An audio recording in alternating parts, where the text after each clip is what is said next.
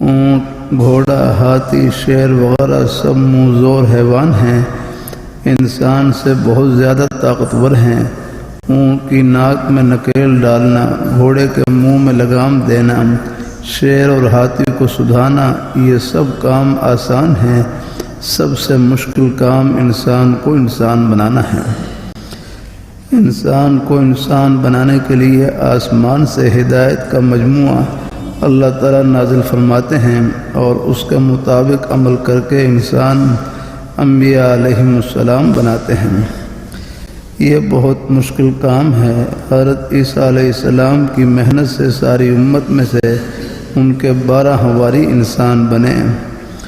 نوح علیہ السلام کی 950 سال دن رات کی تبلیغ سے 70 یا 72 انسان بنے۔ حضرت صلی اللہ علیہ وسلم سید الانبیاء ہیں، اللہ تعالیٰ نے ان کو پاک ہی پیدا کیا۔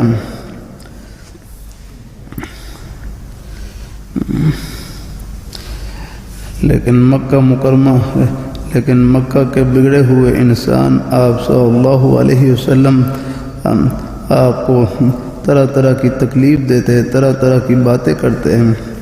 کوئی آپ کو ساحر، کوئی آپ کو مجنون، کوئی آپ کو شاعر کہتا۔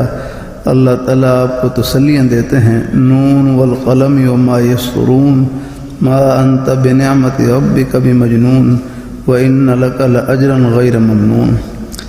قلم کی قسم اور اس کی جو اس سے لکھتے ہیں، آپ اللہ تعالیٰ کے فضل سے دیوانہ نہیں ہیں، مجنون نہیں ہیں، اور آپ کے لیے بے شمار اجر ہے۔